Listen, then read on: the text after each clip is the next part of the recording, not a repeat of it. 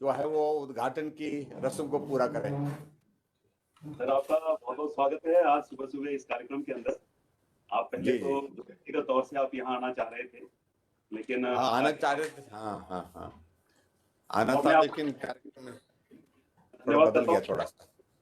जी जी। आपके आशीर्वाद से आज एक इतनी बड़ी भेंट जो है हमारे जिला सोलन को और पर्यटन की दृष्टि से एक मील पत्थर साबित होगा सर ये। इसके लिए मैं आपका बहुत कोटि कोटि में धन्यवाद करता हूँ समस्त सोलन जिला वासियों की तरफ से। बहुत बहुत धन्यवाद, बहुत बहुत बधाई आप सबको। तो आगे सर अब हम कर लें जी हाँ आपके। बिल्कुल बिल्कुल, आपको हाँ।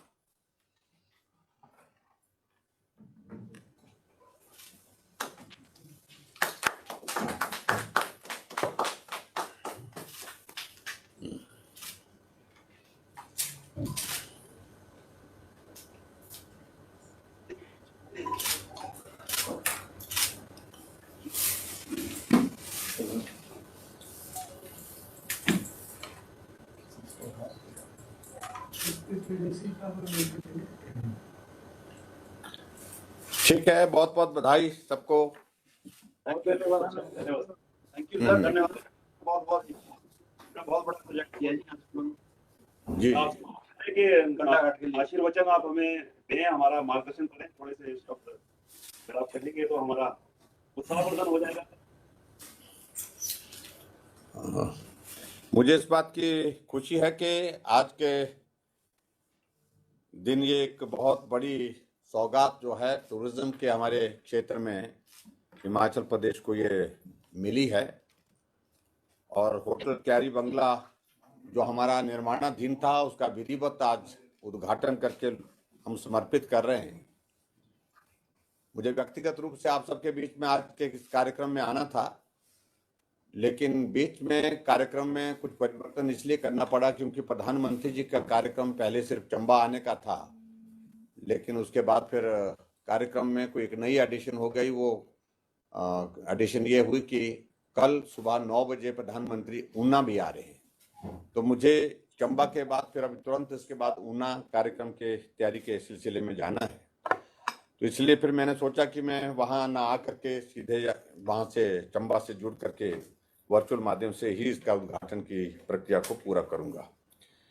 ये खुशी की बात है कि 2018 में हमने इसको भारत सरकार के हमारे स्वदेश दर्शन योजना के अंतर्गत इस कन्वेंशन सेंटर को जो है वो इसका काम शुरू किया था, और भारत सरकार की वित्तीय सहायता से आज ये होटल का काम जो है वो पूरा हुआ और उसके बाद आज हम इसका उद्घाटन कर रहे हैं।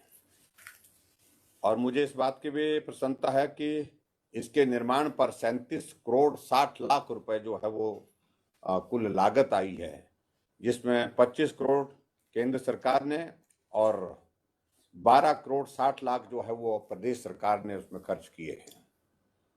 और इस होटल में 34 कमरे और उसके साथ साथ में 6 लोगों की क्षमता वाली डॉर्मेट्री रूम, 350 व्यक्तियों के बैठने की क्षमता वाला कन्वेंशन हॉल और 59 व्यक्तियों की क्षमता वाला सेमिनार हॉल भी इसमें शामिल किया है।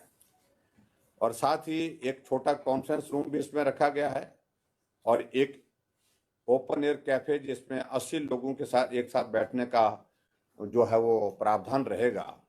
रेस्टोरेंट, स्पा, जिम एरिया सब कुछ इसमें वहाँ पर आने वाले समय में इसको हम इसमें उपलब्ध कराएंगे।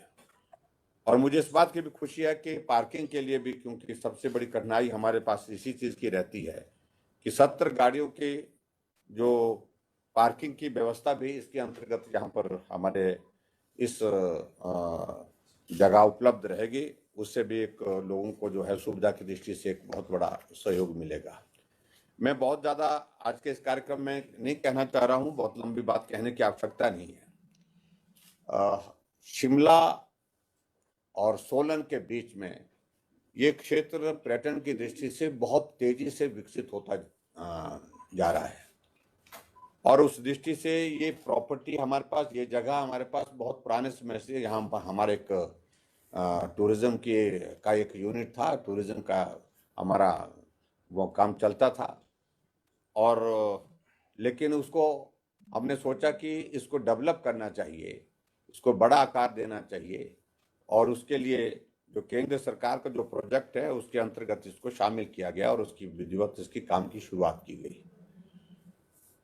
जब मैं वहां पर विजिट किया 3-4 बार, हमने कुछ थोड़ी थोड़ी उसमें चेंजेस भी की गई। हालांकि इसमें ड्राइंग में बहुत सारी चीज़ों को लेकर के चेंज करने का स्कोप नहीं बचा था। जो चीज़ें तय कर दी थी वो तय हो गई थी, लेकिन फिर भी कुछ चीज़ों को लेकर के चेंजेस की है। उससे हमने कोशिश यही की है कि और बेहतर ये लगे देखने में भी और सुविधा की दृष्टि से भी और बेहतर हो सके।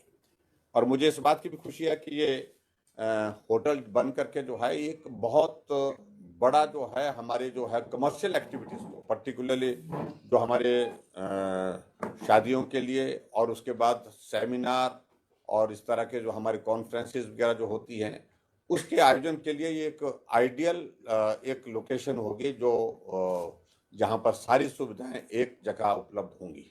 उस दृष्टि से इसको डेवलप करने के लिए हमारा इसका प्लान है। और वैसे भी इस एरिया में बहुत सारे होटल खुले हैं, बहुत सारे होटल के साथ साथ में मैरिज पैलेस भी अब मुझे बताया कि भी बनने के लिए बनाने के लिए लोग आगे बढ़ रहे हैं। तो उसमें ये होटल बनने से बहुत बड़ी एक सुविधा उस दृष्टि से रहेगी, ऐसा मेरा मानना है।